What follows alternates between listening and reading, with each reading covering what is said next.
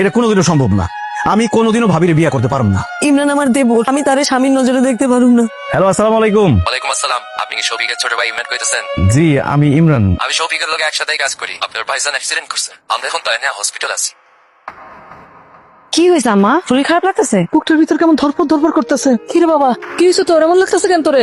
মা, ভাইজান নাকি সকালে কাজে যাওয়ার সময় অ্যাক্সিডেন্ট করছে।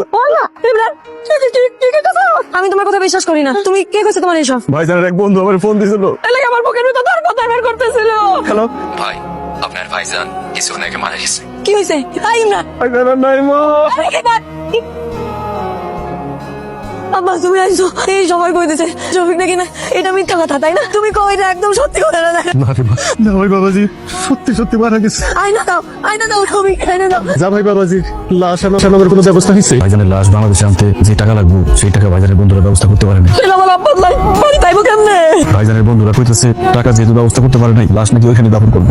ইমরান, আমি চেক লিখা দিতেছি, আমার ব্যাংকে যা টাকা আছে সব নিয়ে যাও। যদি তাও না হয় তাহলে আমার সোনার গয়না আছে সেগুলোও নাও, কিন্তু তোমার ভাইরে বিদেশে খবর দিতে দিও না। আমি তার একবার মন ভরে দেখতে চাই।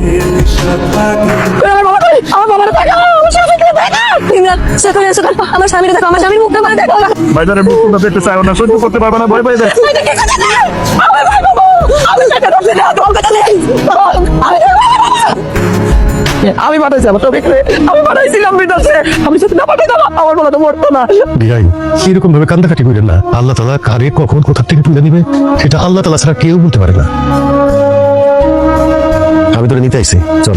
না বা আমি আমার স্বামীর বাড়ি ছেড়ে কোথাও যাবো না। আমি আমার বাকি জীবনটা এই বাড়িতে থাকতে চাই। তুই এই বাড়িতে থাকবি না। ভাই আপনি এসব কি বলতেছেন? বৌমার আপনি নিয়ে যাবেন কেন? বোঝার চেষ্টা করেন, জামাই বাবাজি মরে গেছে, আমার মেয়েটা আপনার বাড়িতে কিসের ভরসায় কিসের আশায় থাকবে বলেন? স্বামী মরে গেলে মেয়ে শ্বশুর বাড়িতে কোনো দাম থাকে না। এখানে থাকলে তো আমার মেয়েটা তিলে শেষ হয়ে যাবে। আমার মাইয়া কি এমন বয়স হচ্ছে কোন? আমি তারে এখান থেকে নিয়ে গিয়া ভালো ছেলে দেখা আমার বিয়ে। আমার মাইয়া তো এই বাড়ির সাথে সব পরিচয় মুছে গেছে, কোন পরিচয় সে থাকবো? ইমরানের বইয়ের পরিচয় এই বাড়িতে থাকবো। আমি আমার ছোট ছেলে ইমরানের সাথে আমার বৌমার বিয়ে দিতে চাই। অসম্ভব মা, এটা কোনোদিনও সম্ভব না। আমি কোনোদিনও ভাবিরে বিয়ে করতে পারব না। তুমি আমার মা হয়ে আমার কেন এই কঠিন পরীক্ষার মধ্যে ফেলাইতেছো কও? কারণ আমার শফিকের সহায় সম্পত্তি তো আমার রক্ষা করতে হবে। ভুলে গেছো সিমরা, শফিক বিদেশ থেকে যত টাকা পয়সা পাঠাইছে সবচেয়ে বৌমার অ্যাকাউন্টে পাঠাইছে। এখন যদি বৌমা চলে যায় রে, তাহলে তুই দেখ আমার ছেলের মাথার ঘাম পায়ে ফেলা টাকা আর এই সহায় সম্পত্তি সব তুলে দেবো না।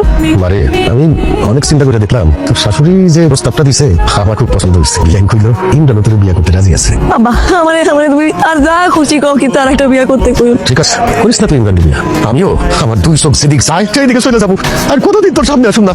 আব্বা, এমন কথা বলো না আব্বা। আমার জন্মের পর থেকে আমি তোমার কোনোদিনও শান্তি দিতে পারি না, তুমি খালি কষ্টই পাইছো আব্বা। আচ্ছা ঠিক আছে, আমি যদি আমার দেবরে বিয়ে করলে তুমি শান্তি পাও তাহলে আমি বিয়ে করবো।